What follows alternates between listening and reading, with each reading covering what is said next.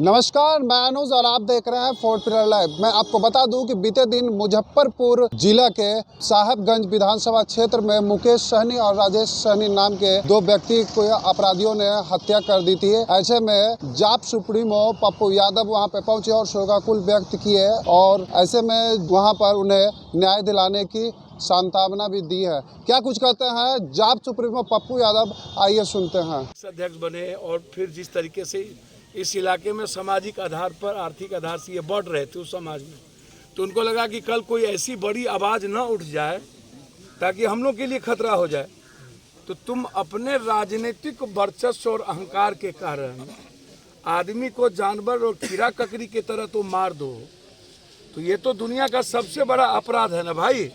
इससे बड़ा खौफ तो कुछ हो नहीं सकता। तो ये कोई मर्डर नहीं है, ये नरसंहार था जिसमें 3 भाई को मारने की तो तैयारी थी, साथ साथ वहाँ जितने लोग होते सबको मारा जाता। वो तो लगभग जितने मछुआरे बाहर से आए या जो लेने आए वो वहाँ से बाहर भागे।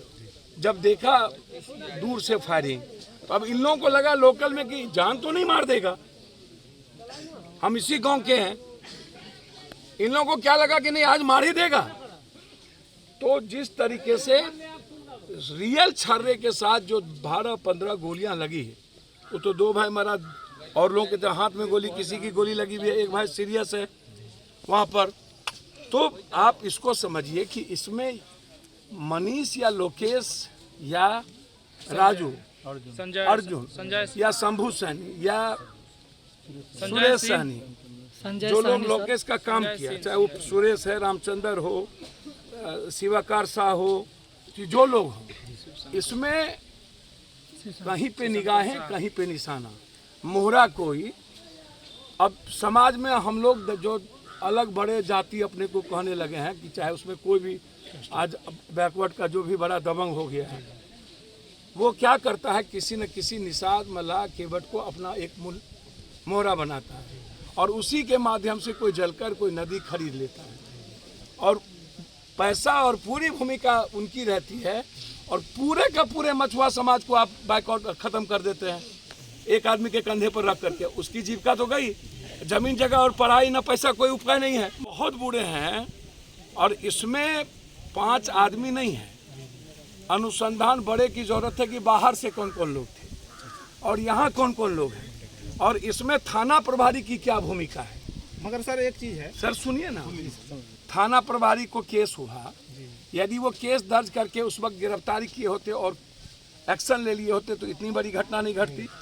तो इतने बड़े 3 नरसंहार में उन पर भी 302 का मुकदमा लगना चाहिए। आप सस्पेंड कर दीजिए, हटा दीजिए, जान तो चली गई ना भाई। तो सस्पेंड करने के बाद क्या जान लौट सकता है दोनों भाई का? नहीं लौट सकता है। तो यदि जान नहीं लौटेगा तो जो कंप्लीट है, जो इस घटना को करने में वाक ओवर दिया है या थाना प्रभारी को पैसा मिला करके तब जाकर के ये घटना घटी है, तो आप पूरी इंक्वायरी करिए, थाना प्रभारी को डिस्चार्ज करिए, उसको भी 302 के मुकदमे में डालिए, किसकी इसमें भूमिका है उसको देखिए। और ये 302 का मुकदमा और मछली के चलते नहीं है, अदतन ये लगातार साजिश लंबी चल रही थी और लंबे समय से साजिश करके इतनी बड़ी घटना की गई है। तो इसीलिए इसको 3 महीने के अंदर स्पीडी ट्रायल हो, इस पूरे परिवार की सुरक्षा की व्यवस्था हो, उनके बच्चों को 20-20 लाख रुपया मिले, उनकी दूसरी जो भाई हैं उनकी पत्नी सर्विस में नहीं हो तो उसको कंप्लीट नौकरी दिया जाए और साथ साथ इनके बच्चों को पढ़ाने की पूरी गारंटी सरकार ले और अविलंब स्पीडी ट्रायल करके इसमें फांसी की सजा हो।